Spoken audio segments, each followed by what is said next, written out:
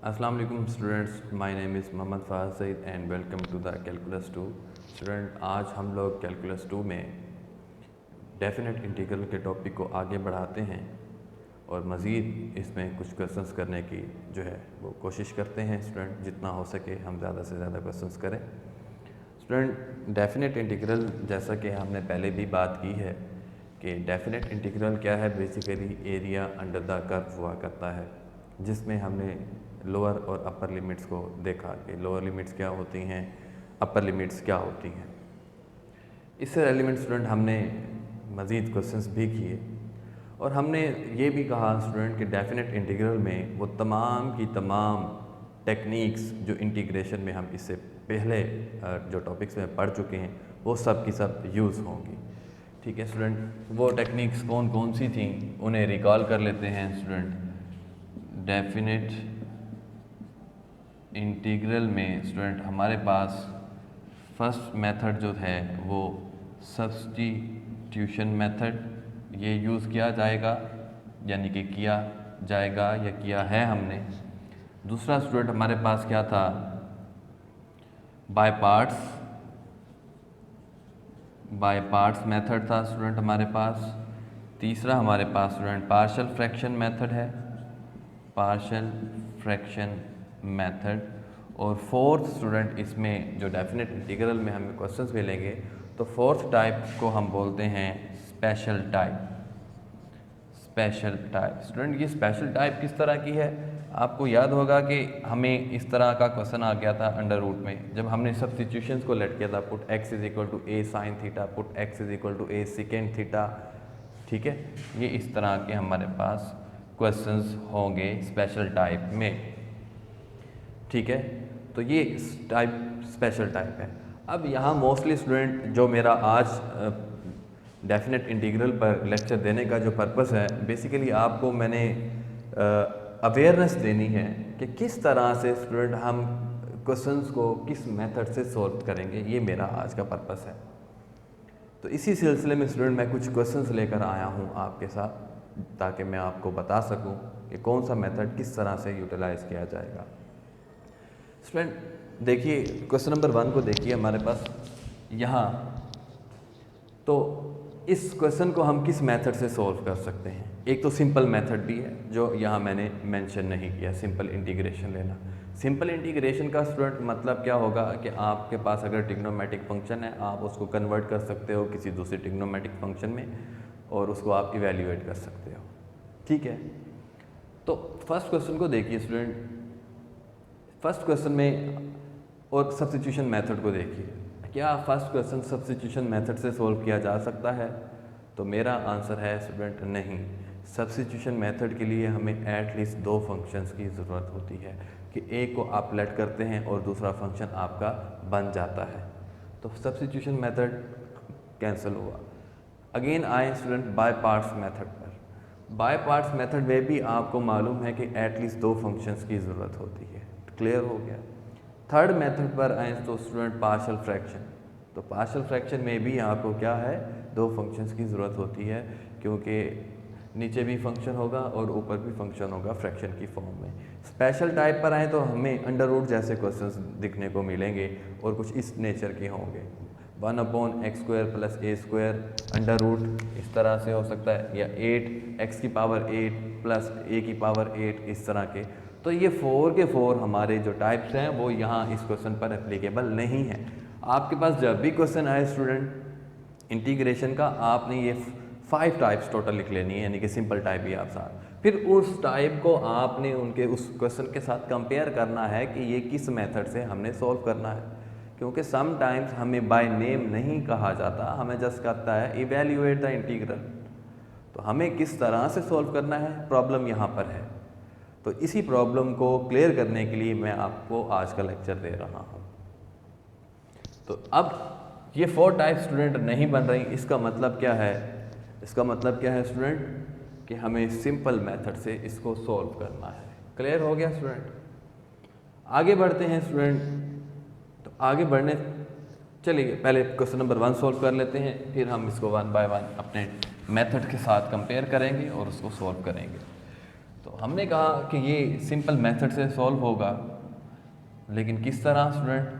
हम ये भी जानते हैं कि अंडर रूट में वैल्यू आ गई तो पावर से में एक ऐड उसी पे डिवाइड वाला कॉन्सेप्ट तो यहाँ नहीं रहेगा, बिकॉज आपके पास a प्लस बी एक्स जैसी फॉर्म होनी चाहिए, पावर में एक ऐड उसी पे डिवाइड और डेरिवेटिव इनर पार्ट, बट ऐसा नहीं है। तो क्या करें स्टूडेंट? हम जानते हैं ये जो cos 2x है, आपने बारहा ये फार्मूला देखा कि cos स्क्वायर x को लिखा जा सकता है 1 प्लस cos 2x बाई 2। तो देखिए 1 प्लस cos 2x यहाँ इस फार्मूले में मौजूद है। मुझे क्या करना है, इस 2 को मल्टीप्लाई में लिख देना है 1 प्लस cos 2x। तो ये वैल्यू स्टूडेंट हम यहाँ सब्स्टिट्यूट करते हैं 0 to pi by 2 cos square x under root and d of x। Clear हुआ? आगे बढ़ते हैं स्टूडेंट। हम जानते हैं कि अंडर रूट 2 को बाहर लिख दें बिकॉज ये कोफिशेंट है, तो स्क्वायर रूट से कैंसिल होकर हमें क्या मिलेगा, cos x dx। ठीक हो गया? देखिए किस तरह का क्वेश्चन था और हमने जस्ट एक फार्मूले की मदद से अपने क्वेश्चन को बहुत सिंपल कर दिया। Next student, under root 2 same as it is cos x का integration student sin x 0 to pi by 2 जी, अंडर रूट 2 इंटू पावर से student upper limit minus lower limit put की, और हम जानते हैं कि साइन 90 होता है 1 और माइनस साइन 0 होता है, और आंसर हमें मिला अंडर रूट 2। क्लियर हुआ? आगे बढ़ते हैं स्टूडेंट क्वेश्चन नंबर 2 की तरफ।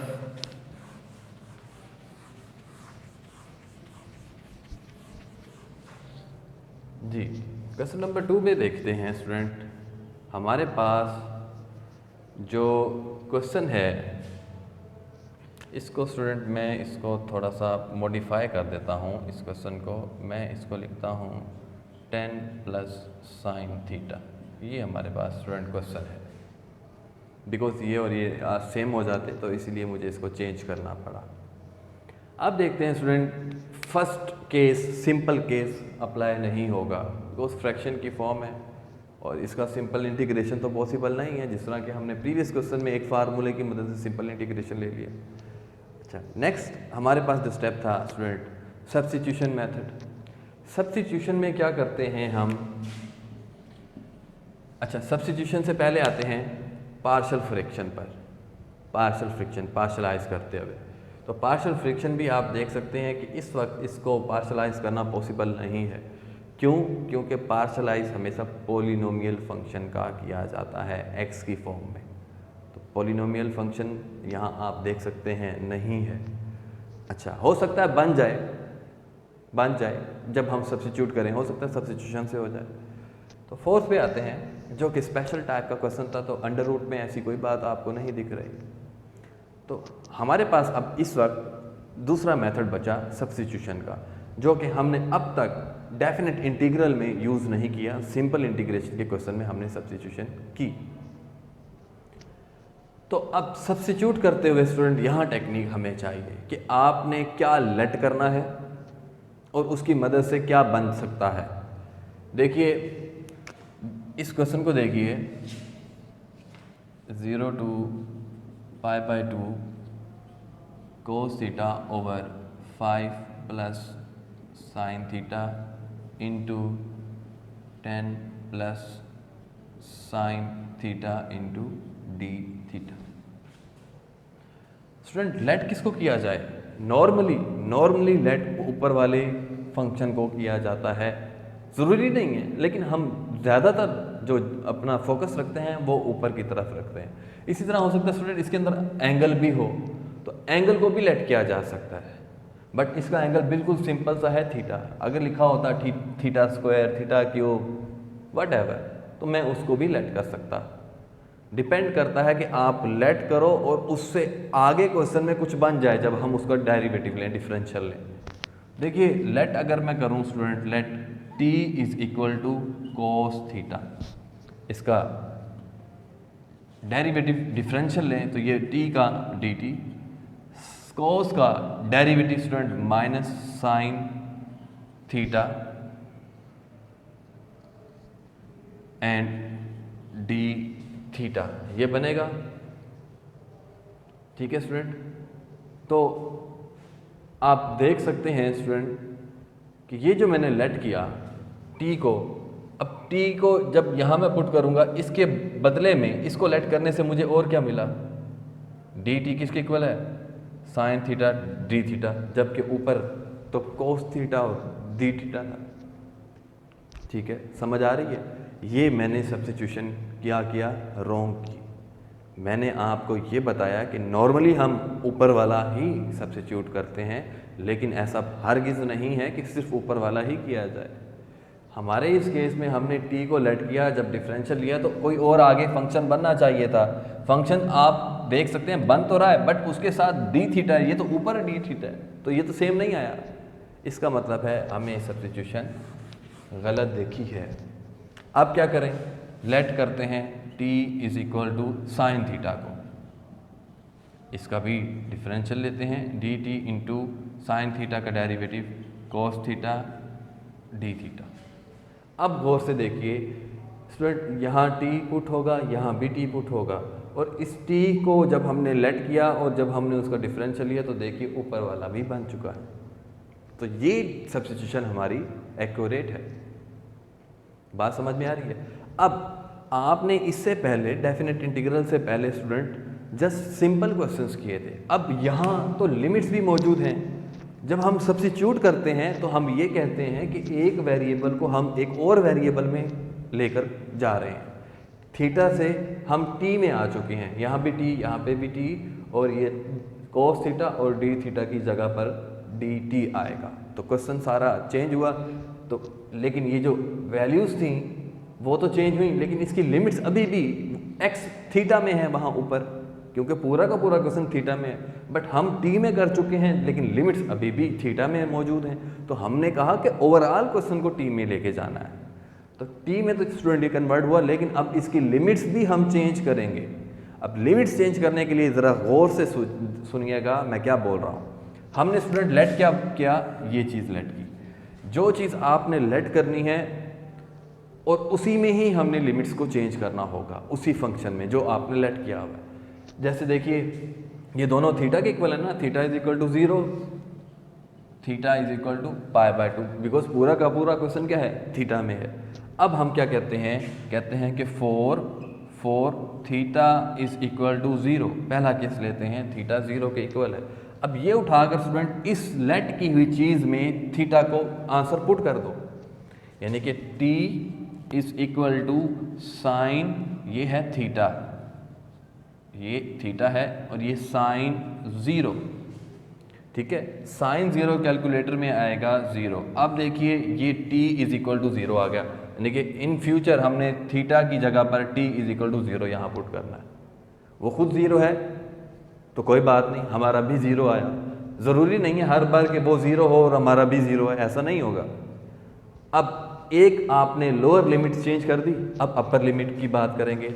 हम लिखते हैं 4 थीटा इज इक्वल टू π/2, किस में पुट करेंगे, इसमें जहां हमें थीटा मिलेगा लेट किए हुए में। तो t is equal to sine π/2, π/2 का मतलब 90, साइन 90 1, तो t इज इक्वल टू 1। ये स्टूडेंट हमारे पास अब लोअर लिमिट और अपर लिमिट कन्वर्ट हो चुकी है, किस में, t में। तो ओवरऑल पूरा का पूरा क्वेश्चन कन्वर्ट किस में हुआ, t में हो चुका है। अब इसमें वैल्यूज़ को सब्स्टिट्यूट करते हैं। देखिए हमारा क्वेश्चन क्या बना, 0 to 1 cos theta d theta किसके इक्वल था, cos theta d theta dt divided by 5 plus t, because late क्या किया था ये t, into 10 plus t। Clear है स्टूडेंट? ये है सब्स्टिट्यूशन मेथड। ठीक है, किसमें, डेफिनेट इंटीग्रल में। अब इस क्वेश्चन को गौर से देखिए।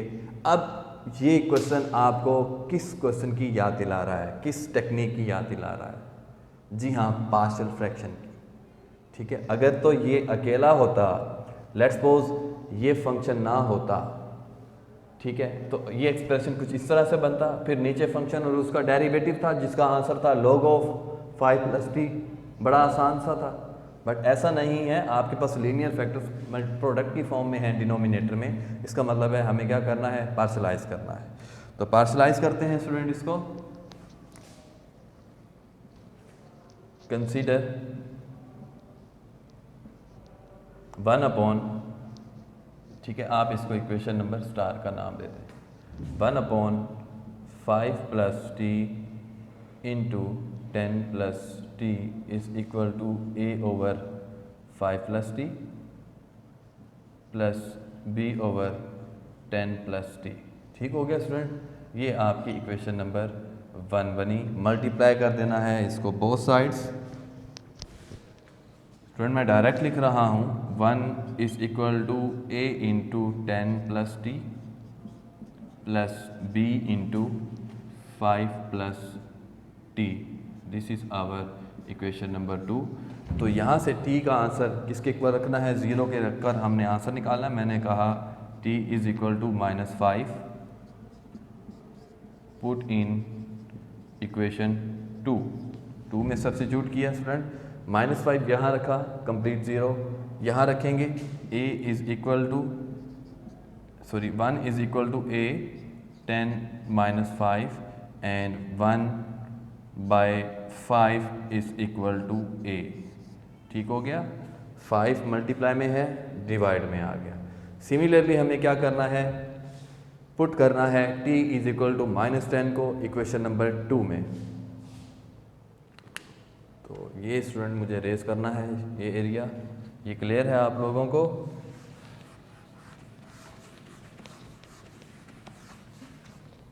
जी student, put t is equal to -10 in equation 2। तो a1 is equal to, student ये 0 हो गया, हमें मिलेगा b5 - 10 और b का आंसर -1/5 मिलेगा। क्लियर हो गया? अब ये a और b उठाकर स्टूडेंट किस में पुट करना है, हमने इक्वेशन नंबर 1 में पुट करना है।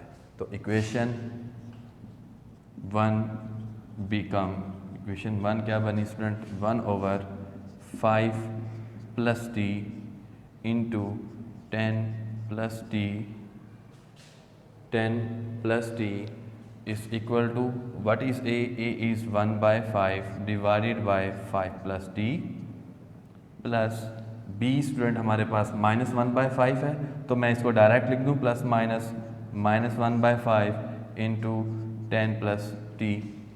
क्लियर है? नेक्स्ट स्टूडेंट हमें यहाँ से लिया था, तो हमने अब क्या करना है, इसके ऊपर लिमिट्स अप्लाई कर देनी है, बोथ साइड्स 0 to 1। तो taking integration on both sides, student मैंने लिखा नहीं है, मैंने एक्चुअल में कर दिया। ये dt इज इक्वल टू 1/5 को बाहर लिख दिया स्टूडेंट, 0 to 1 1/5 + t। सिमिलरली -1/5 बाहर लिखा गया, 0 to 1 1/10 + t, और ये स्टूडेंट सैम्पल dt और ये भी dt का सैम्पल आ गया हमारे पास। क्लियर है?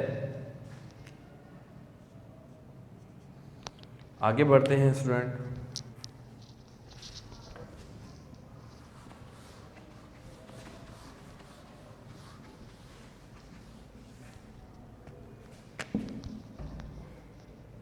Zero to 1 1/5 + t into 10 + t dt is equal to, student 1/5 same as it is. आप जानते हैं कि नीचे फंक्शन और उसका ऊपर डेरिवेटिव है, तो log of 5 + t, log of 5 + t, और ये लिमिट्स 0 to 1।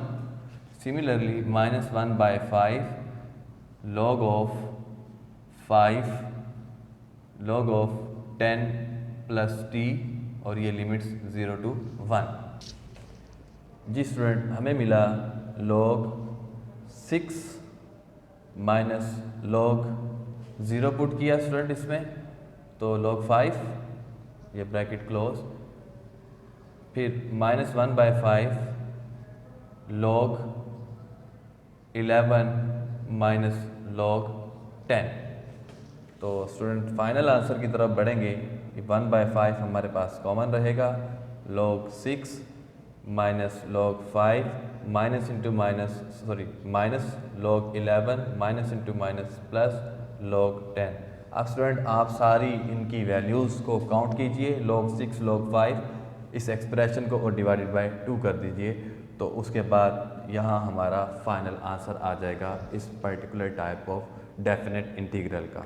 एक बात ध्यान में रखनी है स्टूडेंट, सब्स्टिट्यूशन मेथड में लास्ट पर आकर यहाँ हम t पुट करेंगे अगर डेफिनेट इंटीग्रल की बाउंड्रीज नहीं गिवन होंगी तो।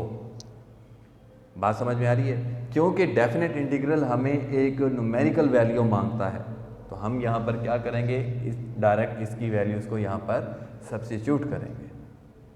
बात समझ में आ रही है स्टूडेंट? आगे बढ़ते हैं स्टूडेंट क्वेश्चन नंबर 3 की तरफ।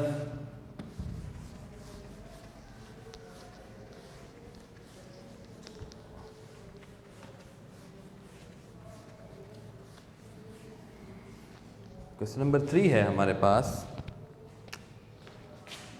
0 to pi 1/5 + 4 cos x dx। ये स्टूडेंट एक स्पेशल टाइप का क्वेश्चन है हमारे पास।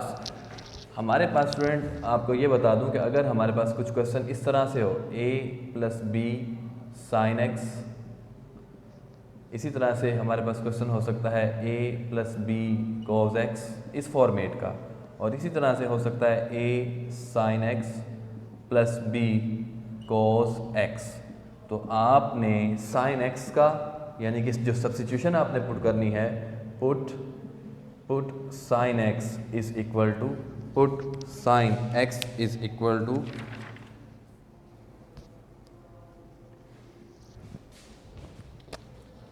2 tan ½ divided by 1 + tan square x/2। ये स्टूडेंट हमारे पास sin x का फार्मूला रहेगा अगर आपके पास इंटीग्रेशन में क्वेश्चन कुछ इस नेचर का हो तो।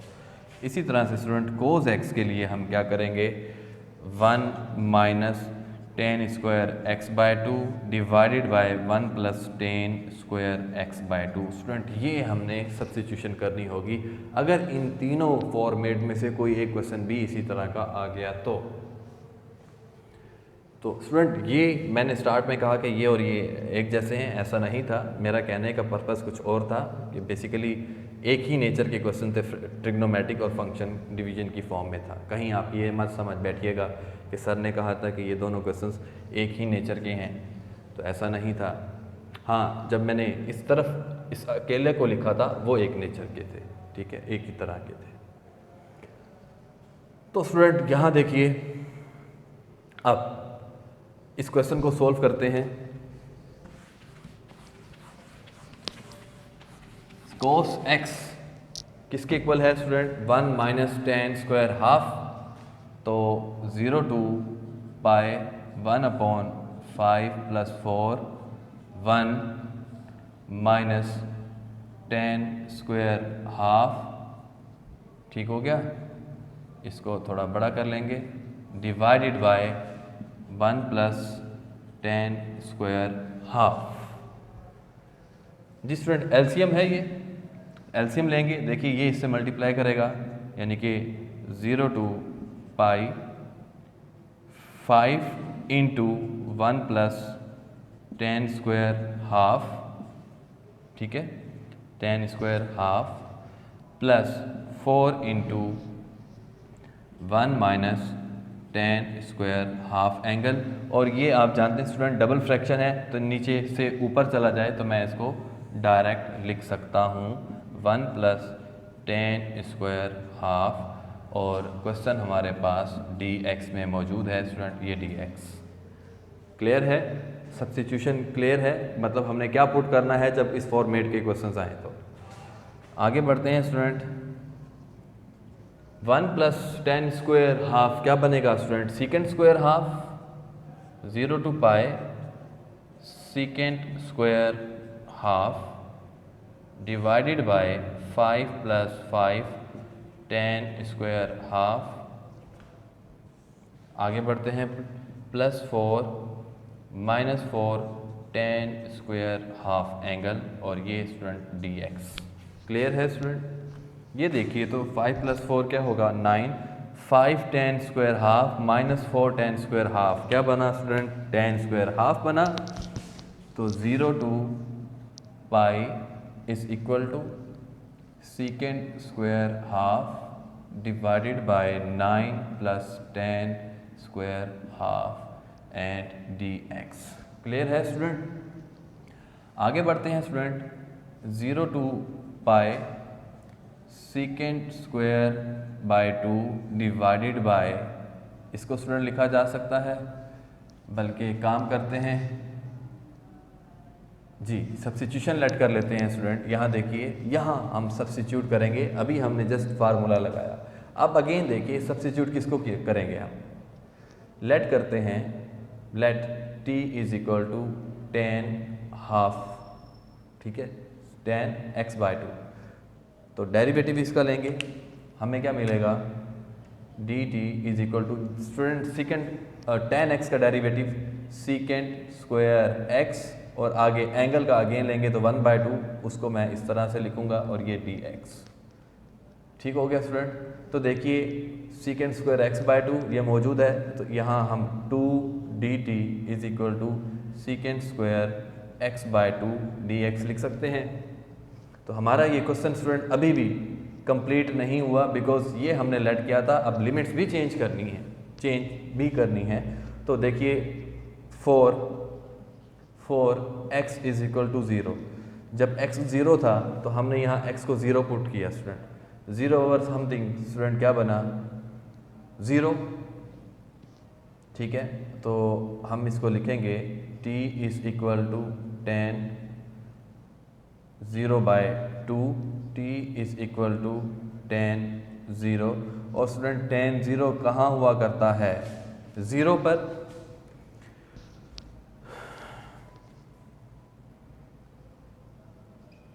टेन 0 पर हुआ। अब क्या करेंगे, 4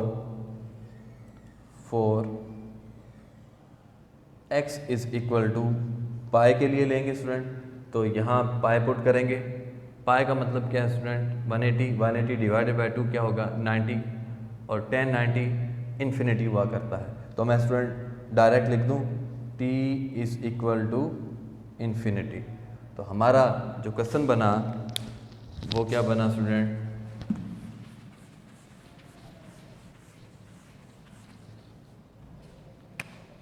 ज़ीरो टू इन्फिनिटी, और देखिए तो ये किसके इक्वल था, 2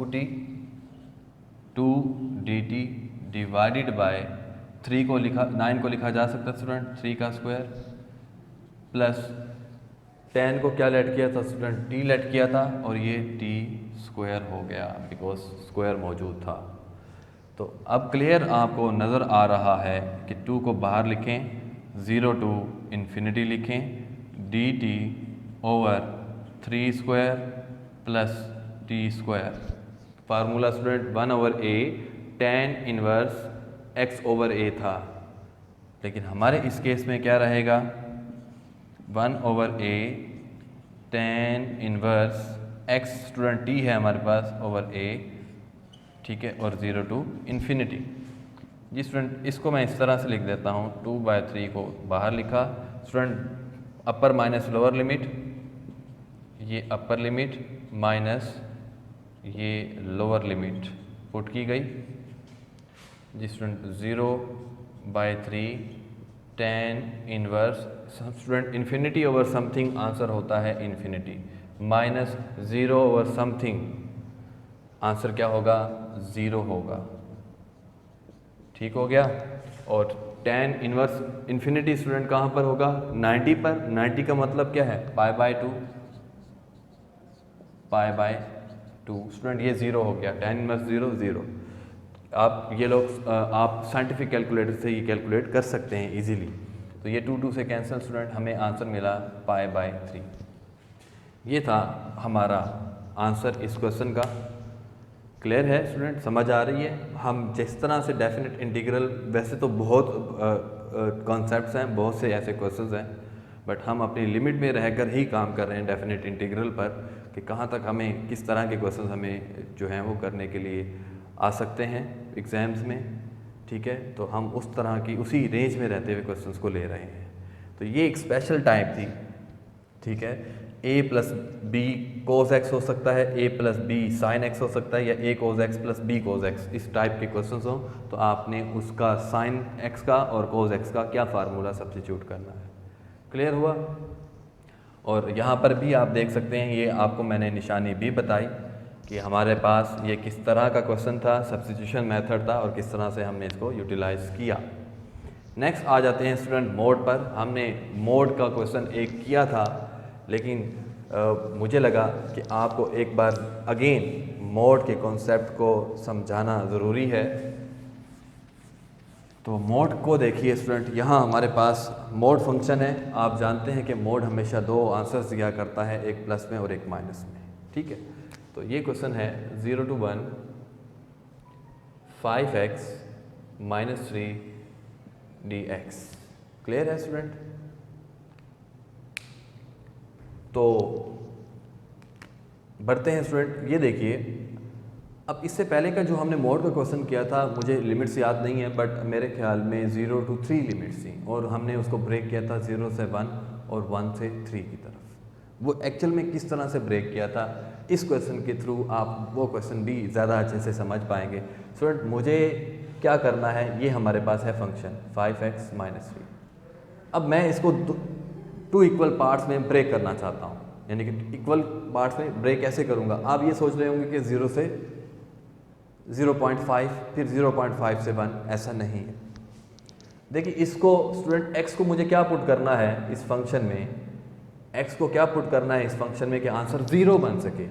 देखिए, अगर मैं 3/5 पुट करूँ, ठीक है, 5 से कैंसिल, तो 3 - 3 क्या होता है? 0। तो x का आंसर मैं क्या रखूँगा स्टूडेंट? x = 3/5, जो कि ये मोड फंक्शन है। एक बार अगर स्टूडेंट आंसर ये देखिए 0 0 से 1, अब ये हमें क्या मिल गया, इसका पॉइंट मिल गया 3/5 दरमियान का, यानी कि 2 इक्वल पार्ट्स में ब्रेक करना था, वो जो पार्ट है वो ये है। अब मोड फंक्शन की डेफिनेशन क्या स्टूडेंट? एक बार प्लस में लिखा जाता है, एक बार माइनस में, क्योंकि मोड है। मोड फंक्शन अगर इसमें x भी पुट किया जाए तो प्लस का x देता है। ठीक है, अब x की कंडीशन क्या होती है? x या तो 0 और 0 से बड़ा होगा। फिर मोड फंक्शन -x देता है जब x की वैल्यूज़ <0 होती हैं, यानी कि -x की वैल्यू <0 हो, उसको मोड में इस तरह से लिखा जा सकता है, हम यूँ कह देते हैं। तो वापस आते हैं स्टूडेंट क्वेश्चन पर। हमें 0 से 3/5 और 1 दे रखा है। मोड फंक्शन अगर प्लस आंसर देगा like this, x 5x - 3 when x positive दे रहा है ना, पॉजिटिव के केस में क्या है? x > 0, लेकिन हमारा x क्या है? When x >